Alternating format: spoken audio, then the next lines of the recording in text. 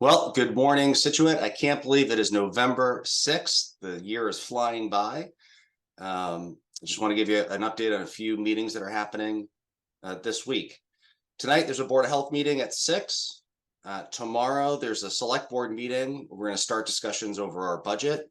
So, again, folks, email your select board. Tell us what to look for and things that concern you. Would love to hear from you. The Recreation Commission has a meeting on the 8th, and so does the Capital Planning and the Commission on Disabilities. Again, more information is on the website. You can see where to go and the start times. With that, I'm going to send it over to Jim Madrow. Morning. I echo Andrew's sentiment that I can't believe it's November, but later on we'll be talking about Thanksgiving in my update. So just a quick reminder, the Water Department office is still located here at the Town Hall. The construction down there is going well. It will be a couple more weeks. So if you have concerns or issues or questions for the Water Department, please come here to the Town Hall. Lighthouse renovations, I will be brief. If you go out there, they're cladding the lantern room in copper. It looks great.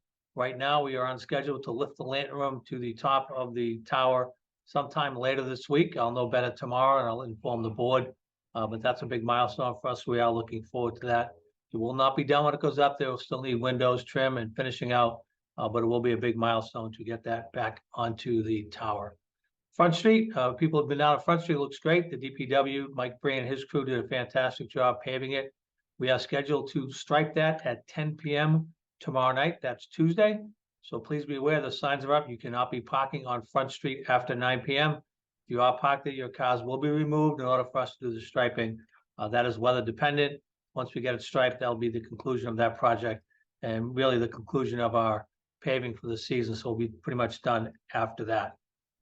Veterans Day is this weekend. So veterans, please mark your calendars, make reservations for the annual Veterans Day celebration to be held this Saturday on Veterans Day, November 11th, starting at 11 o'clock at the Council on Aging.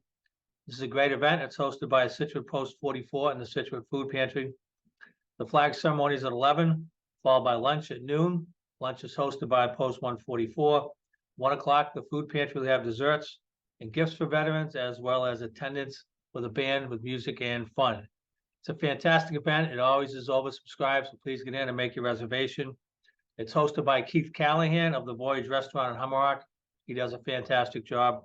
Reservations can be made by calling 617-842-0092 or email at commander@scituatepost144.org. I want to thank all the veterans for your service to our country. It's because of you we live in such a free country. So thank you for your service. Please get on, sign up. It is a great event. And hopefully I will see you on Saturday. Keeping with the Veterans Day theme, town offices will be closed this Friday in honor of Veterans Day, November 10th for the Veterans Day holiday. Also, and I know everybody's concerned about this, the transfer station will be closed on Saturday. We observe the holiday at the transfer station on the actual holiday. So this Saturday, November 11th, the transfer station will be closed. As we mentioned, it is November, so the Scituate Food Pantry is still looking for donations. Right now, they're looking for donations to complete their Thanksgiving Day meals that will be provided to their clients. They are seeking the following items: instant potatoes, canned yams, fruit cocktail, pudding and jello boxes or cups, and brownie mix. These can be dropped off at the food pantry during client hours or placed in the bins behind the Old Gate School. They can also be dropped off at the Village Market, Shaw's, and the Scituate Public Library. And that's what I have for a short update this morning. That's great. Thank you so much. Now we're going to get the school update. Superintendent Burkhead. Thank you, Mr. Goodrich. Good morning, everyone. Happy Monday.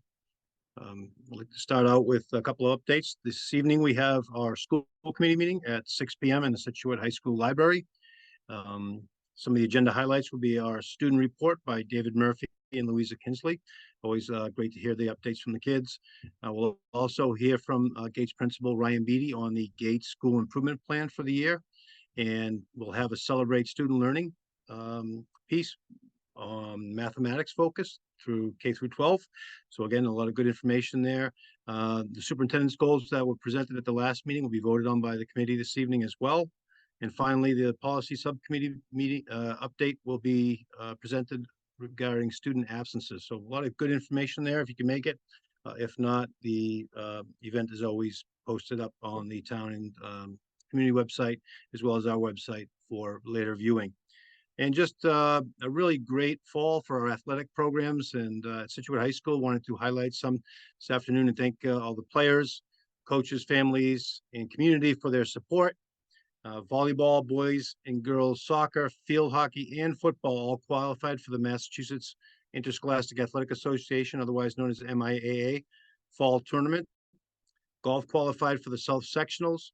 Cross country has runners competing in state competitions, and cheerleading qualified for the regional competition. So pretty much all sports making it to the second level.